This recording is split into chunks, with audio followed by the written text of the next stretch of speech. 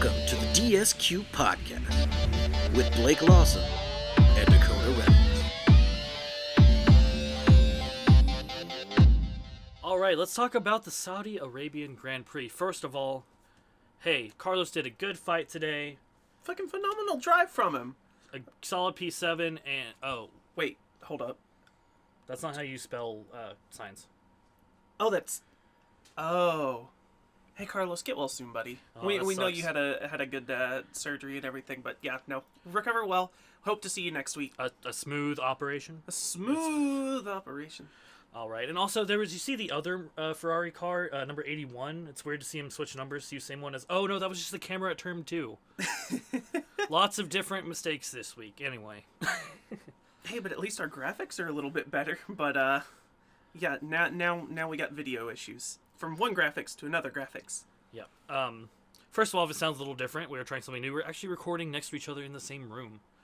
Yeah, actually have the ability to do that and have sort of, I don't know, skirted on it for the past couple of weeks, and we're going to give it a shot and see if that does any better than our previous setup. So hopefully no talking to each other or long, awkward pauses. Anyway.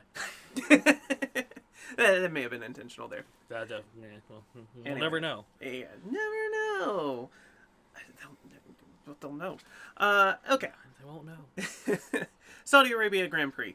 It's Saudi Arabia. Historically, I don't think has been a source of fantastic racing, but it's definitely better than some races. It's no Monaco. It's no, hey, you qualified this position, this is the position you're going to be. But there's definitely a lot of shifting around on the grid order this week. Lots of plus ones, minus ones, but some big position changes. Now that doesn't tell the entire story, but we'll get to that. I do want to start off with a fucking note that I put for quali. Haas, love them to death. Hate them for what they did to Steiner, but beside the point. Haas, love them to death.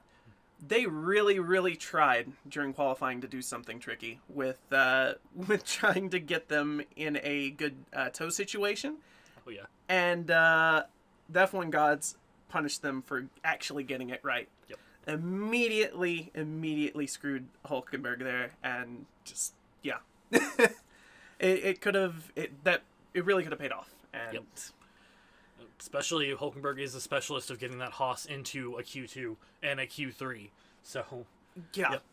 A Q3 in a Haas is always, it seems to be a staple for Hulkenberg, but yeah, they tried, didn't pay off this week, but that was genius for them to do, and I saw teams trying to grab that strategy afterwards as well. I believe Alonso tried to pull a toe off of someone else from that, and that's how he got up to P4 this week in that Aston Martin. That's not exactly as good as it was at the start of last year.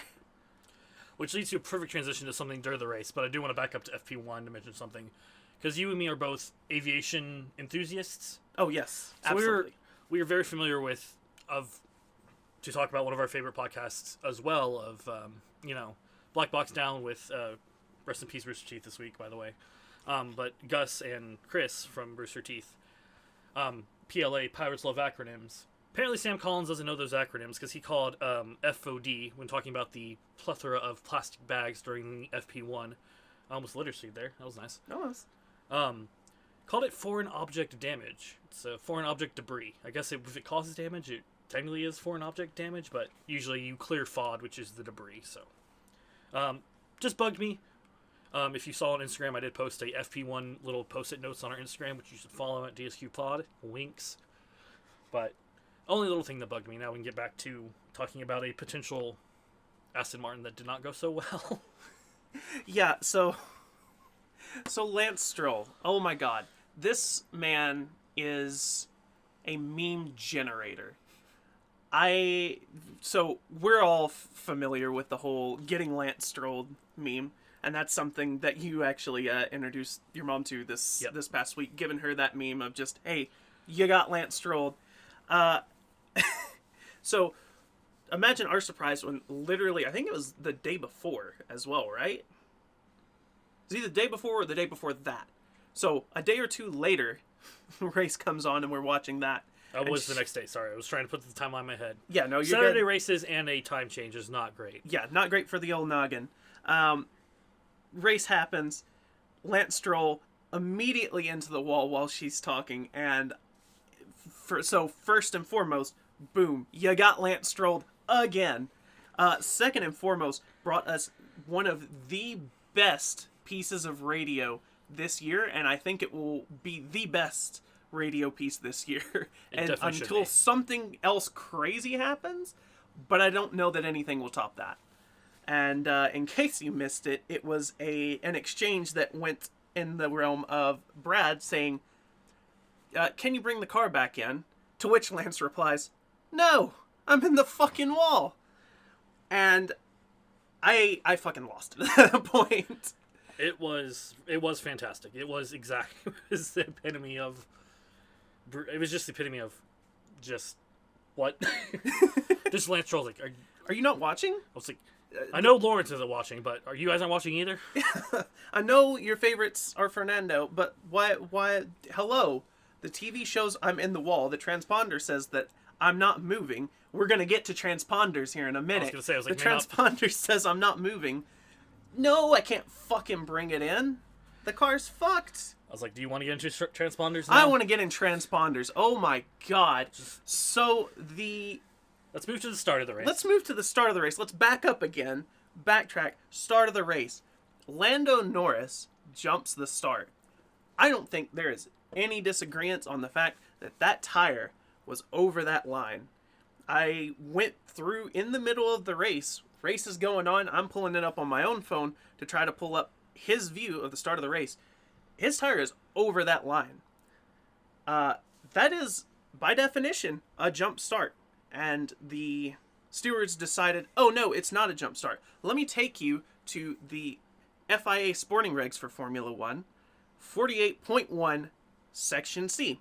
So any of the penalties, blah, blah, blah, talking about the 5 seconds, 10 seconds, whatever, will be imposed on any driver who is judged to have, Section C, the contact patch of the front tires in front of its grid position before the start signal is given. You can talk all day long about transponder this, transponder that. Oh, it didn't show it. The video says he was over the line. He's over the line. He jumped the start. I love Lando Norris. He's a charming individual. He's a Twitch streamer. The man jumped the start. There should have been a penalty for that. I am not furious about this, but I'm very mad about this. It's the type of inconsistency I would expect to see in an NHL game. I'm not still. Yeah, we'll talk about it. We won't talk about it because we don't have an NHL podcast. This is not an NHL podcast. Yeah. But if we had one, there would be room for that. But yeah, no, that feels like a situation of back in the day, that something that Seb would get punished for, but the race before it happened, that person didn't get punished for. Yes, I am still very salty about a lot of Seb penalties, but I digress. Come on. Show a little bit of consistency. I know that is the only thing that the FIA is consistent on, is not having consistency. But it's frustrating. Yeah, it was definitely clear that he had that contact patch over the thing, or over the line, excuse me. And it seems like, not that the Formula One, we'll say Formula Twitter, the internet base of Formula One agrees on anything ever. I feel like this is pretty unanimous of, yeah, he probably should have a penalty for that. And he got away with the false start. He also, for the little extra move he made on Lewis, I can't remember which lap it was, he got the black and white warning. Yep, of like, hey, don't leave me on the start. Yep. So he kind of got he got slaps on both wrists to be like, hey, don't do that again, little Lando. And then there's K-Mag who's like, hey, you like penalty minutes? Or penalty seconds? So I've seen a meme going around, which is the old, it's the Family Guy, I guess border checkpoint or whatever thing. Yeah, where it's got the different skin tones and whatever, but instead of the skin tones, it has British flag, British flag, British flag, flag. all right, and then any other flags, not all right. And I really feel like this is a recurring thing where the British drivers just get a little slap on the wrist, and the non-British drivers are, well, penalty, penalty. Hey, Esteban Ocon, you want a penalty? Here you go, buddy. Pierre, you're out. He needs it this Pierre, year. you're out after lap 1. You still get a penalty for going slow. Your gearbox wasn't working. Sounds like a problem. You should take care of that. Which they should. But Alpain. Alpain. I'm going to skip around in my notes a little bit here to talk about some more inconsistency from the FIA. Yuki. Mm-hmm. So his penalty. They had a penalty after the race, dropped down to P15 from finishing P13. Cool, happens. The penalty, the infraction, happened before the race, during the recon laps. There is a lot of time between when they're doing their recon laps, them setting up on the grid, and lights going out. There was plenty of time for them to make the decision on that and say, hey, you've got a 5-second time penalty for this. Make it up during the race. Or come in and do a stop and go, or whatever they're going to decide. There's plenty of time to make that decision, though. Yeah, I didn't even know about it till after the race. Yeah. I was like, and I'm the Yuki Tsunoda fan. I was like, wait, why is Yuki down in P15? Oh, there's a penalty. Wait, what? Pre-race? When did this even happen? Like, I didn't see it happen. I never heard it mentioned on the broadcast. Maybe I missed it. It's something that if you weren't watching the pre-race stuff, you would have never even known about it happening in the first place. Except for, like, the one mention that they did of it during the start section of the race broadcast. As they had mentioned, oh, hey, he did this and they're going to be looking at it. Okay, cool. They had plenty of time to do that. Especially when we look at it, we just talked about Lando. They had the no action necessary on Lando within 2 laps. Exactly, yeah. Had it done, boom, no action. Let's go for it. For the non-British driver, hey, we're just going to wait until the end of the race and then make a decision then based on where you finished. And then the whole debate of whether he gets a penalty point for it or not. He ended up not getting a penalty point. K-Mag gets 3 penalty points. And he didn't get... It wasn't like a 2-1. That was all on the Jogan... Not Jogan Yu. The Alex Albon one. Really? He got all 3 points on one. He got no points for the on Yuki gaining the advantage. Which that one pissed me off the most because not only did he leave the track to get in front of Yuki, that put Yuki trying not to run into K-Mag. Here's my rant. Vulnerable to the worst car on the grid, driven by Esteban, and he lost 2 places because of that. It doesn't affect his rating on something we'll get to more towards the end of the episode, but... And then you got Checo getting a penalty, doesn't do anything. Yeah. No penalty points. I was like, we're talking about penalty points because, surprisingly, as much as Esteban was the penalty magnet last season, we're going over this at lunch today, both him and Pierre are currently sitting at 0 penalty points. Which is insane to me. It is insane. It's Esteban. I'm pretty sure there's just a permanent mark on his super license with at least 1 at all times for being French. Oh my goodness. Yeah, it seems wild to think that neither of those two have points for that. But you know what? I digress. If they drive a clean race, they drive a clean race. But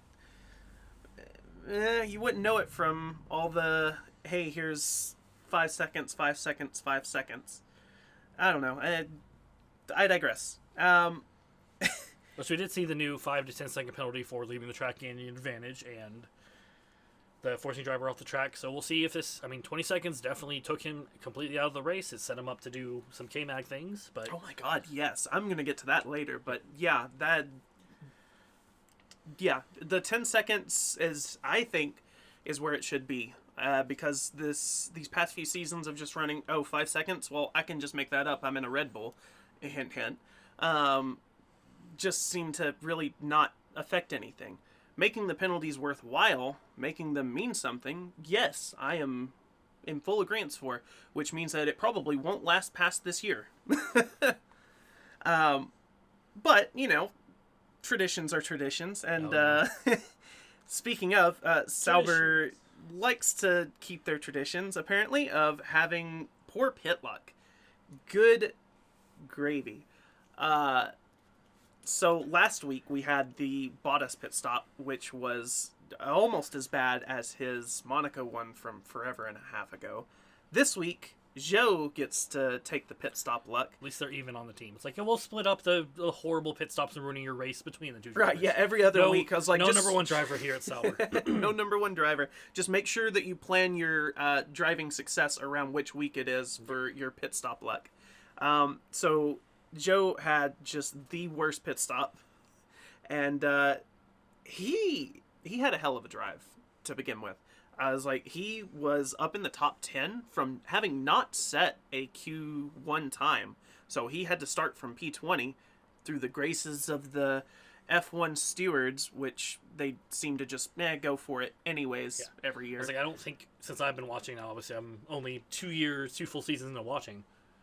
I don't think I've ever seen the 107% rule really put into effect. Since I've been watching, hasn't been put into effect. It had some teeth back in the day, but nowadays it's just, hey, can we still race? You did good enough times in free practice, sure, go for it. Fair, I get it. But, it could have some more teeth if we had some more teams. Yeah. I'm still going to pitch that every week, but, If only there was a well-known not American F1 driver, but a driver in the Americas that probably everybody in America would at least have heard of that wants to have an F1 team. Not to throw the politics back into the podcast, but even a deranged ex-president knew the name Andretti. Yeah. If only they're literally opening an entertainment center in the city in which we reside at the start of next year. I wouldn't say we're a very F1 known area. Yeah, no. Like the people here, football, sure. But there you go, figure it out. Anyways, though, Joe, P10 to P last in the span of a pit stop. It sucks. It sucks to see every time someone has just an awful pit stop, unless it's Max, but that's never gonna happen. He had a 2.5 stop this race. That's a little slow. It's a little slow for Red Bull. It's just it sucks to see. He had an amazing race, and then it was just. I think it was another wheel lug nut issue. Yeah. I think it was the same issue as last week. So I don't know if maybe they just have some sort of architectural issues with their wheels. Well, not with the wheels, but with I don't know, their lug design or something. They need better nuts, is what you're saying. They need better nuts, or they need better wheel guns or something. I don't know what it. Maybe they're getting their wheel guns off of Wish. That's the new sponsor for steak. That's where the green came from. It's not steak, it's Harbor Freight. That's wonderful. So you got a McLaren over there with their DeWalt, the finest. Everybody, well, there's that debate, but what I've always been told is, oh, it's the best, and then you got, hey, we have Milwaukee, or not Milwaukee, excuse me, we have Pittsburgh. You have anything major other than our main segment and my other little segment I want to go into? Daylight saving time kicks my ass, so I'm not entirely sure what even our main was. What? I'm just kidding. What year are we in? Yeah. Yeah, no, fair enough. I don't think so. I mean, yeah, I think we should just roll on, because I'm sure if there is something, my brain can't process it right now. Fair enough.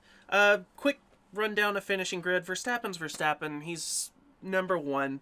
Perez jumped up a position, swapped with Leclerc. They qualified 2-3, and it's 3-2. Street track. So. Street track, human rights violation. That's Checo's shit. Yep, Checo's bread and butter right there. Piastri gained a position, which was Alonso's position, so he lost one. Russell gained a position.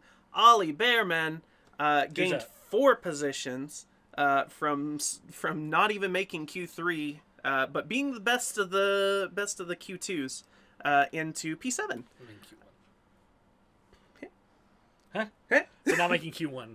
No, he made Q1. He was in Q2, gotcha. But he didn't make it into Q3. Norris lost 2 positions. Hamilton lost a position. Hulkenberg gained 5. Again, Haas Masterclass this week. Albon gained a position. Magnussen gained a position. Ocon gained 4 positions. Shout out to Ocon, I guess. Alpine shitbox, but did a little bit this week, I guess.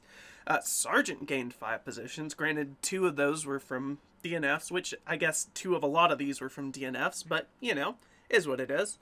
Tsunoda, who lost 6 positions, but, again, finished P13, but that still would have been down 4 positions. Ricardo lost 2 positions. Bottas lost a position.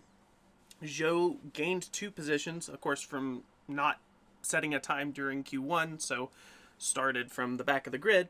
Again, though, started top 10, which would have been plus 10 positions.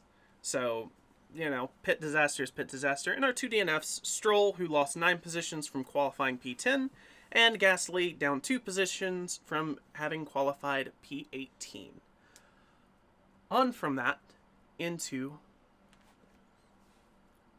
Our new segment, or Yeah. talking about Ollie? Okay. No, well, I mean, unless you want to talk specifically about Ollie, but otherwise, new segment. I mean, it kind of leads into one. So, as mentioning, we're kind of hockey fans here. One thing the NHL does, not just NHL, pretty much leagues, no matter what, pro, amateur, house league, junior, beer leagues, they do the 3 stars of the game. Now, obviously, F1 does driver of the day, but, it's one person. So, we're going to do the 3 stars of each race. Excuse me, not necessarily in 1, 2, and 3 order. I think we did it this week. Yeah. Ish. I don't know. Maybe. I mean, I think it's pretty similar. But so, I guess swapping. Let's talk about number 3. As much as it pisses me off because I wanted Yuki to do well, and I see K-Mag as the reason Yuki got stuck and lost places. My 3rd star is K-Mag because he did choo the entire last 6 of the grid and gave. Of course, everybody was like. It's everybody saying they saw, signs, your appendix has burst. That means we can get a point. And then Ollie was like, no, that's still mine. But then they saw Stroll go out, and then they're like, okay, now we can actually get a point. Yeah. So he did a good job. As much as it pains me as the Sonoda fanboy, he did a good job doing that. Obviously, when you're 20 seconds down, and at a race at the fastest race of the season, nothing to lose. You got a point. That 1 point is going to play a big difference in later of the year, even with the 24 race season. That's so many races season. We can't say it every time. We're gonna owe Steve money. So yeah, I will. As much as it pains me, I will give the 3rd star kudos to Kevin Magnussen. As my third star, I went with Zhou Guanyu. Granted, yes, again, finished P18, but his finishing spot really does not tell the true story of his race. Again, and I've said this twice now, and this will be the 3rd time. Man didn't get to set a time in Q1 because of an incident in FP3. Mechanics worked as hard as they could to get him out there. He went out with less than 2 minutes remaining into the qualifying. Couldn't set a time in time, maybe 5-10 seconds. Yeah, it was like 5-10 seconds. Couldn't get to the line in time, so no time set. He starts from the back of the grid after, of course, grovel, okay, go for it.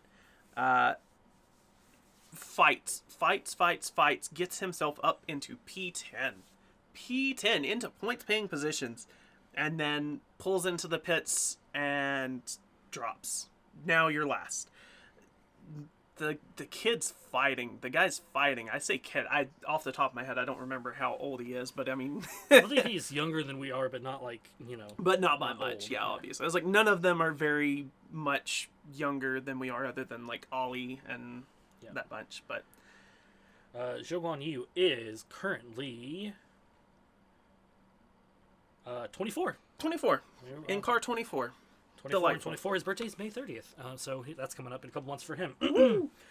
But yeah, I feel like I use kid indiscriminately anyways, though. Yeah. But still, he's got fight in him. I will give him that. For as poor of a car as that he's fighting in, much like the Haas, he's got some fight in him. So brought it up to P10. Just, sucks to be in that pit stop position. So 3rd star though, Zhou Guanyu. Yeah, he should have finished higher. He didn't do well just today. He did well as well last week in I said Baku, not Baku, Bahrain. So that's why he's my number 2 star.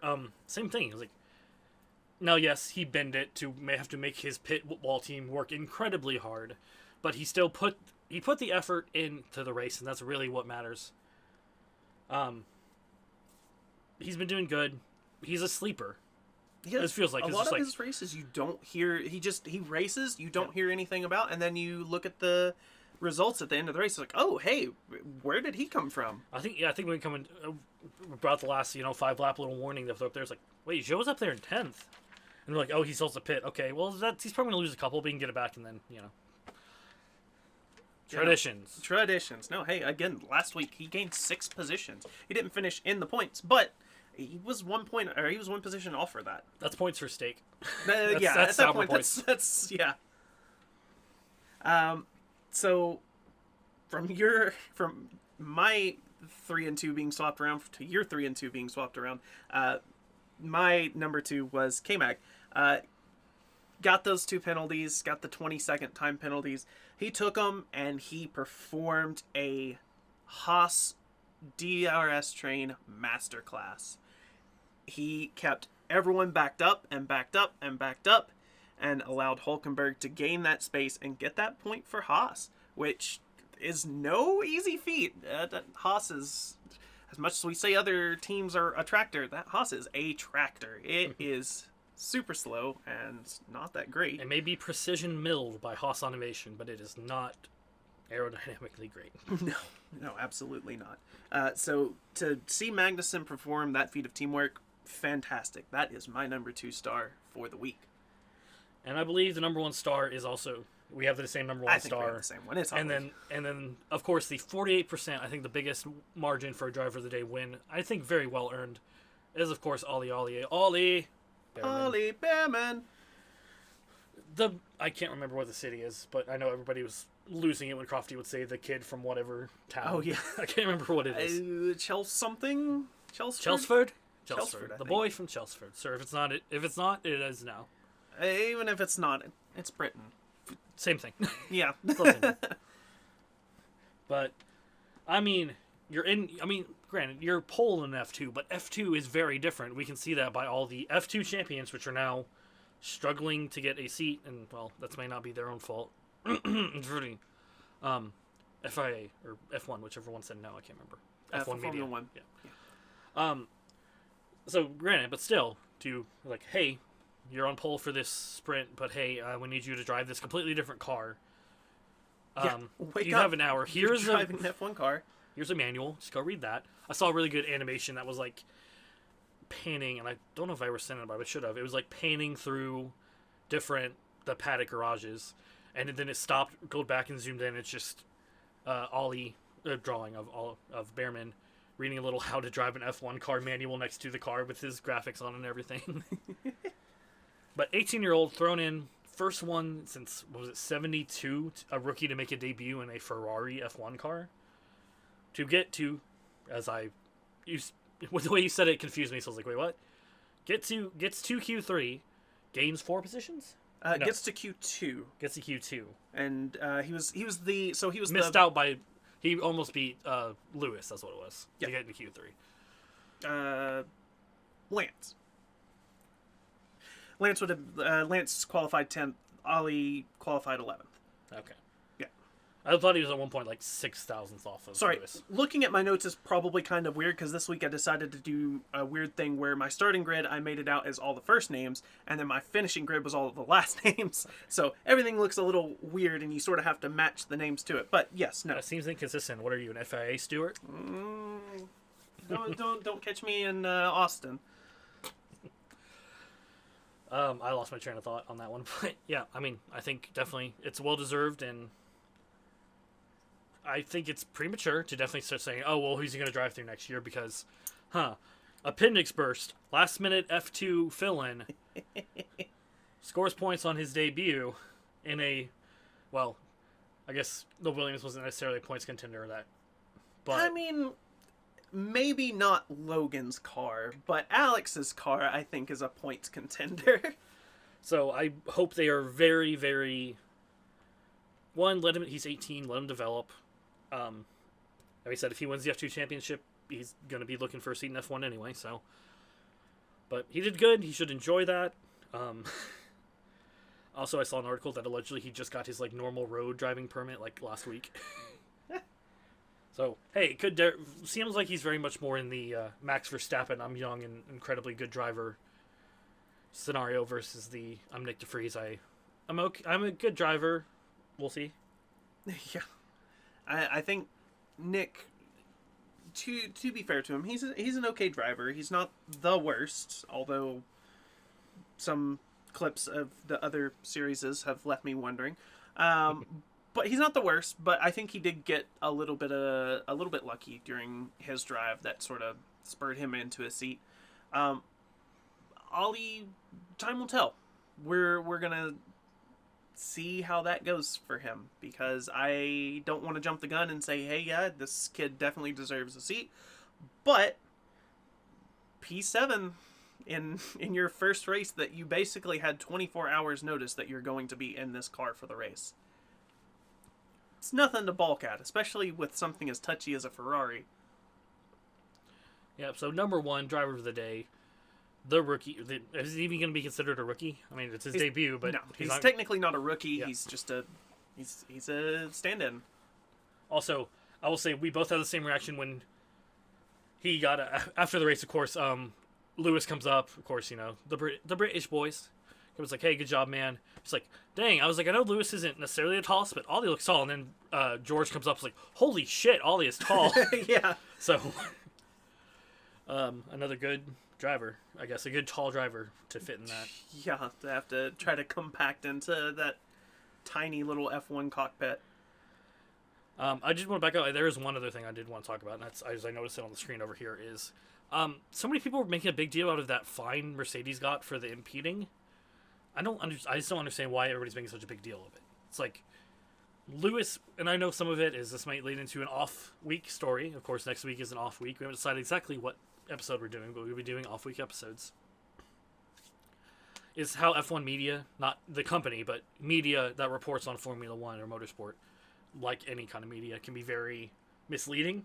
Oh yeah, Incredibly misleading. Yeah, there's a couple of different authors, web journalists, whatever, that I don't even pay attention anymore whenever they have articles come out, because I know that what they're going to do is just to get attention to their site, which, I mean, fair. That's how journalism is these days. But also, yeah, there comes a degree of have journalistic integrity, you know. Yeah, but so many people reporting Lewis got fined for this. Lewis didn't get fined. The team got fined for it. It was FIA went over and they listened to the thing, and I would assume it was Bonington or whoever else is in charge of that. I don't know if it's always Bono talking to Lewis or not. Just he didn't warn about Sargent. It's a regular impeding. It happens every single weekend. This one is just a fine because it happened to go 100% on the pit walls for not giving a warning, especially on this track where it's very fast. You need your pit wall to be on it, so it's not a big deal. Let's calm down. I'm defending Lewis Hamilton here. That's how much you guys are blowing this up a little too much. Yeah, it's like, just chill. It's fine. It's whatever. We have to move on to the next race, which is Australia. Which we did go. We read it and then we watched the highlights of just what the absolute clusterfuck that was Australia last year. Oh my god! So if you're forgetting, like we did, what race Australia was last year, that was the race where the two Alpines took each other out. That should jog your memory a little bit. That was also the one where Carlos and Fernando were facing each other for a solid second. So yeah, get you a little bit back into the mindset of what happened at Australia. Yeah, I think it was a final. I mean, we had 4 red flags technically, because there was even a red flag after the race because of both track, which they've mentioned a little bit about if you saw the tickets earlier preseason, of people gaining access to the track, as well as Nico's car breaking in the cooldown lamp. And then of course the crazy restarts and we had a whole discussion about the safety car line and does that really count, and how are we getting a penalty and a setback on a lap that didn't happen, and why are we starting? So there is a new layout. I've not seen the new layout. Ooh, I haven't either. I forgot that there was a new layout for it. So we'll see if that's any better. We'll see how this goes. Hopefully we won't lose half the cars into turn 1, but should be an interesting race. It would be a more entertaining race. It would. I mean, hey, you lose all the front 10. I mean, you lose the front 10 from this past race, from the qualifying grid. You've got nothing but Williams and Haas and Toro Rosso, some Sauber action going on. Hey, maybe Alpine might even get some points if they don't take each other out first. I guess that could be our note to leave on here is, yes, Well, I guess 2 notes. One, of course, Carlos. Obviously, you were in the garage for the race. Obviously, get better. Hopefully, we'll get to see you racing in Australia. I think Fred kind of left it open, but I think we have the off week. I'm sure Carlos is definitely going to be itching to get in that car. Then, yeah, no, absolutely. And then the other point that I was going to say, I have lost. I'm trying to grab it. It's too far. It's gone. Oh man. I hate. I'm blaming the time change. Hey, let's have a little 5-minute extra podcast on why daylight savings time is a scam and a joke and the worst thing ever. Hey, can we also talk about time zones of how? I mean, fair to the 2 Saturday races. I mean, that's for completely different reasons. I get it. Whatever. This next race, God, is going to be midnight time for us in Australia, which again is middle of the day for them. No fault of theirs, no fault of anyone's, but God, that makes such a awful viewing experience. And granted, now you Brits and Aussies and all that get your late races from the U.S. 3 times in a year, but it just, it always sucks. Which, to be fair, Vegas sucks for us too. Vegas was not fun last year. season. Vegas was fucking midnight. Why? And again, not even just it was midnight because it was midnight. It's also midnight in the middle of a desert that in November notoriously drops down into very, very cold temperatures. That could have been an awful race for tires, but is what it is. So starting off, definitely not the best way. I mean, starting off with 2 Saturdays in a row because it was Ramadan today, technically, so that's why we had the first Saturday race because it has to be 7 days in between races. Mm-hmm. Because this race had to be on Saturday and be completed before Ramadan starts. Week off, and then, midnights for that. Ugh. I'd rather get up at like 7 or 8 than... Yeah, than have to on a stay Sunday. Up till midnight, yeah. But, especially because the race is going to be technically like midnight on Sunday, so it should be fine. Yeah. Alright, so next week, maybe or definitely an off week. I don't know, we're talking about... something F1 related. We were talking about having off-topic off weeks, but I think we're going to save those maybe for summer break and then summer break part 2 for some reason, which is longer than the actual summer break because scheduling. Yeah, scheduling is weird, and to be fair to them, they seem to have done a better job with keeping everything together this year. I do appreciate that, but it's still scheduling. Alright, so that is it for that. Please do all the normal things if you're listening to this. There are ratings. I know we're not on Apple, and the reason we're not on Apple is because I have tried so hard to get an Apple ID. If you work at Apple, please reach out and let me know how to fix this. I've been trying. Please. But in your podcast player, you most likely have a rating on your Spotify or whatever other place you listen to. But that is it. We're looking forward to Australia. It should be good. Of course, we have... Danny Rick racing in his home race again. Did not get to last year. Was definitely there pumping it up for the Red Bull crowd. Absolutely. And Oscar should be in a better car, so it should be good. Fingers crossed. I think that's everything. I think that's it. All right. On to Australia, and then we'll talk about something off-topic-ish. Not off-topic. On-topic. Off-topic. Rip Rooster teeth. God, yeah. Did we say... I don't want to ramble at the end of a podcast, but I will say, definitely, I was like, the reason we are the friends we are is I've been with Rooster Teeth because I would never got into gaming at all. And that's pretty much how, not just you, but a lot of friendships I have is only gaming, so... Yeah, it does suck to see Rooster Teeth gone. Yeah, absolutely. Company's definitely had its fair share of issues. There's a lot of blame being shifted around of, it's the company's fault, it's Warner Brothers, this, that, and the other. End of the day, it sucks to see the company go. It sucks to see, definitely the formation of, more than just our friendship, but hundreds of thousands of millions of other friendships that were created because of one company. Yep. So, you ever wonder why we're here? One of life's greatest mysteries, yeah. Follow the pod everywhere at DSQ Pod, and follow the crew at Medic50 and at Goalie Cody 30.